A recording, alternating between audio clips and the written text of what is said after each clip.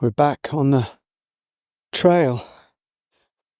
A bit of nice weather for the end of November. Sunny day. Not so busy. Opportunity to come hiking with my boy and make another video. I had a meeting yesterday. Found myself talking about the karma that follows us around, the karma of family ancestry. And I've talked about this before, but it is pretty important to understand, in a sense, that we're not here as isolated individuations. We're also part of a long line, a mixture, a blend. We don't really know how far it goes back, but in some ways, a shred of us goes back as far as it goes. And we don't know where that is or what that is. But how did we get here to this moment? How did you arrive here? Well, a mixture of ancestral survival skills, carrying of wounds, sheer determination, some grace, some fortune, and gritted teeth, and a mixture of unconsciousness and consciousness in some ways. That's the weight of survival brought you to this place. But if you look back at even your parents, grandparents, great-grandparents, unless you were very blessed to have enlightened ancestors, there are wounds buried. There are entanglements, dysfunctions, addictions, traumas, gain and loss, great suffering in many cases. Life was hard back then. Life is still hard, but life was hard on a sort of survival level back then. There was a lot of dysfunctionality. There's a lot of dysfunctionality now, but there was a lot of more raw, maybe less moderated or mediated, by the morals of society. But anyway, in the families, these family units carry wounds, traumas, secrets, violence, abuse, all of these aspects of the human condition, and they don't get resolved in the lifetime of the victim. They don't get resolved in the, in many ways, certainly in Western culture, there was no opportunity to seek awakening. There was no mechanism to know healing or seek a healing modality. It was just get on and survive. Don't, this healing in some ways, maybe, there are past healers, but healing the emotional wounds has become a 20th century phenomena and 21st century phenomena.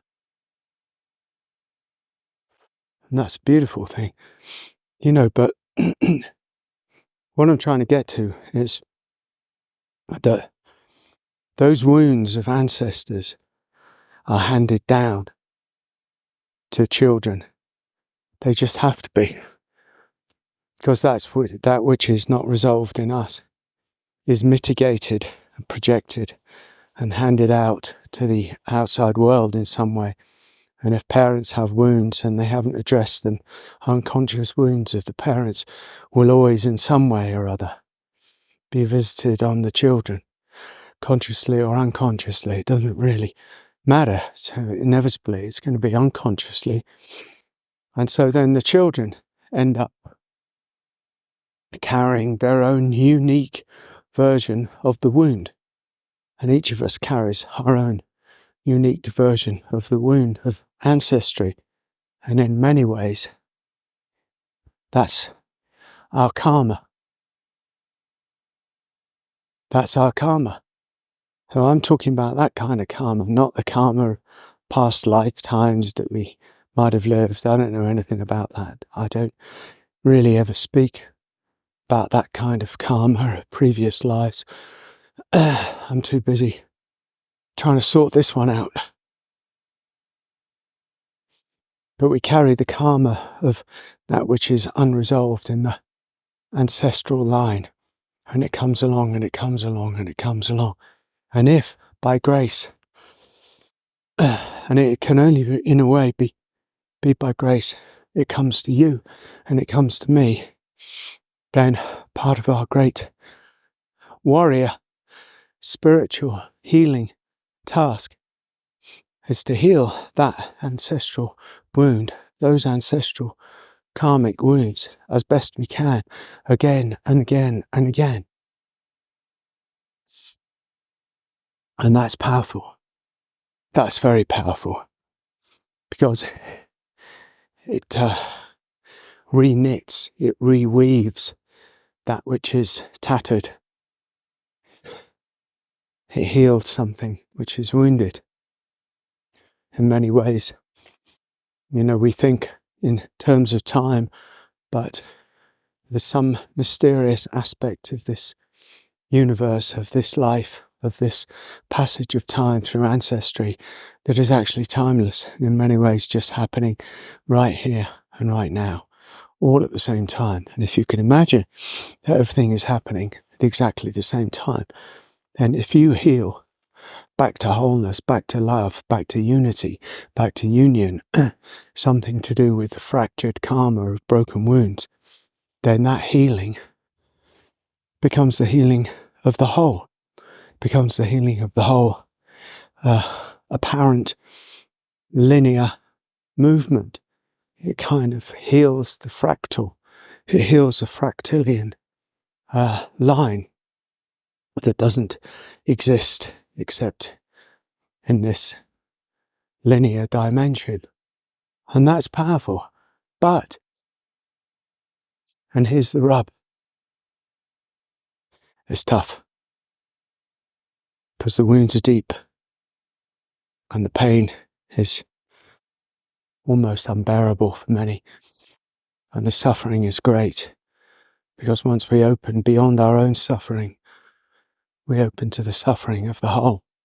And the opening to the suffering of the whole is the whole of the wounds of our ancestry and the whole of the wounds, if you like, of the world. Doesn't sound possible, but it is.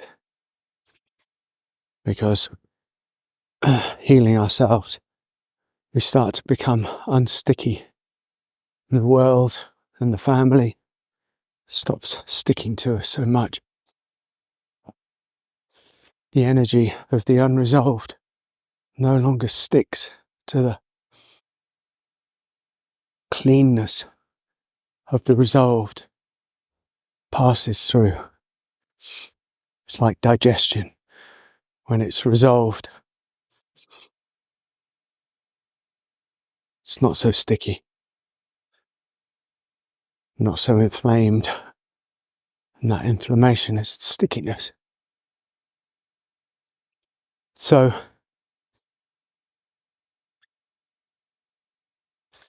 to me, that's a deep part of the spiritual journey. There's the reaching into awareness, the light of conscious awareness, a light of presence. But then there's the great task of allowing that light to enter the body. When I say enter the body, I mean the experience of our humanity, the energy body, the karmic body, subtle energy body. And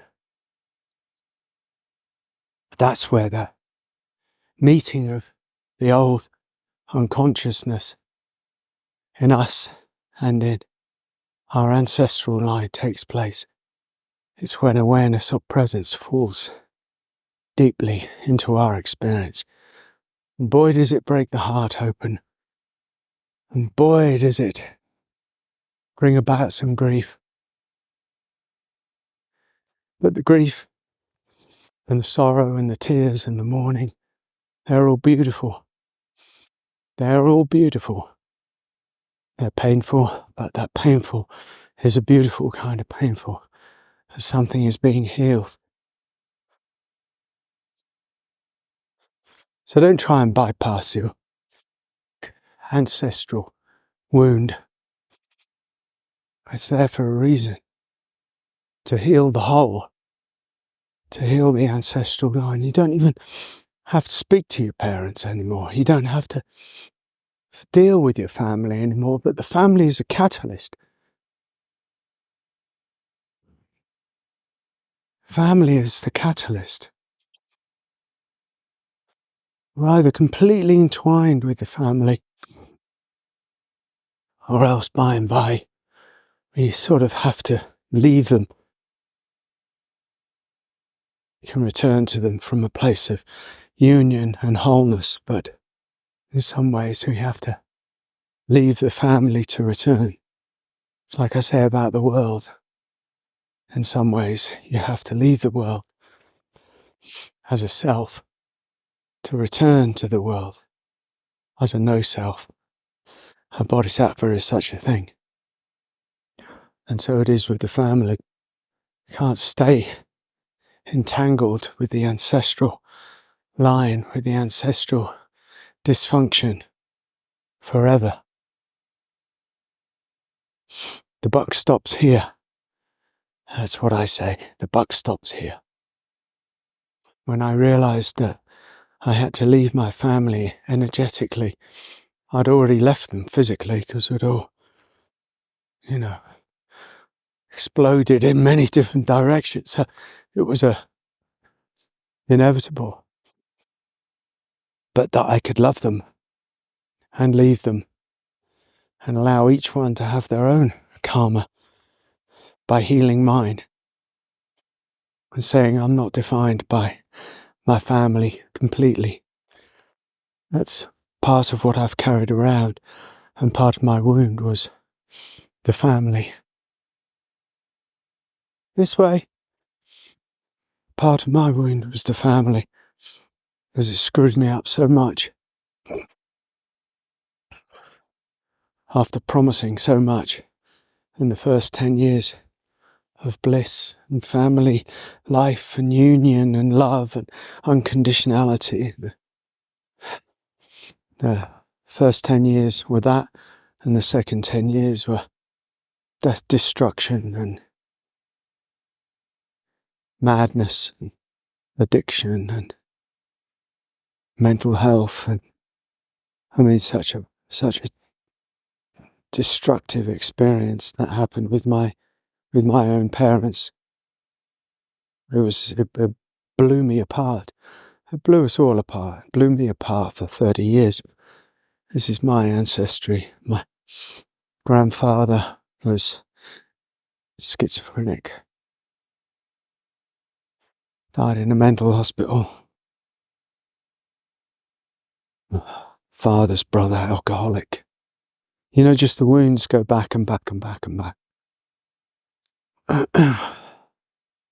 But I decided, after a long healing, I sort of saw that it was possible for me to not be so identified with them and to see the beautiful gift of life that I'd got from ancestry, but to rise up as an autonomous individuation in my own authority, in my own right. Say, I'm not defined by family. I'm not defined by anything. I am here. That's all. I am here as a sovereign being, and that is all. I am here as presence and openness and love. My only task is to love to the best of my capacity and to heal myself back to the union of my being so that I can share in life from that union. And that's what I made my mission, and that still is my way of being in the world, not defined by my relationship with Amoda Ma, my wife of 20 years. I'm not defined by this spirituality or being a so-called spiritual teacher or anything. I'm nothing, no one. Awareness walking, that's all. But I'm certainly not defined by my family anymore. And, my parents are gone. My brother's not very well. I don't have any children. So, in some ways, am I in a privileged position? I don't know. There's no offspring coming from us. So, I don't know. It's the last of a family line. There's a great sadness in that in some ways. But there's also something complete in it in some ways. Something complete in the whole cycle, in the whole chain, which I think is why I talk in the way that I do. I don't know what that means, but it feels tenderly beautiful to speak of such things. So it doesn't really matter whether you've got children or your parents are still here or not. It's the essence of what I'm speaking of. It's just a capacity to heal ourselves of the wounds of karmic ancestral burden, and to share that healing as best we can with everyone, and to love all beings as best we can, and to love even those who've passed on the wounds to us. The chances are the wounds were passed on to them previously, whereas wounding is usually a chain, unconscious projection, and wounding and abuse is usually a chain of events not invented by a singular, but actually passed on again and again and again. And that's why if we want peace and healing into our wholeness, that has to be let go of. It has to be surrendered, and it has to be forgiven somehow. Forgiven through a deep understanding.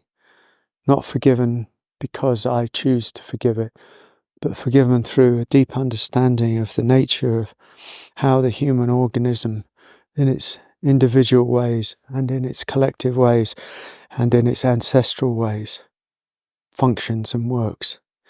And in seeing that, we realize we could choose not to be defined by that any longer.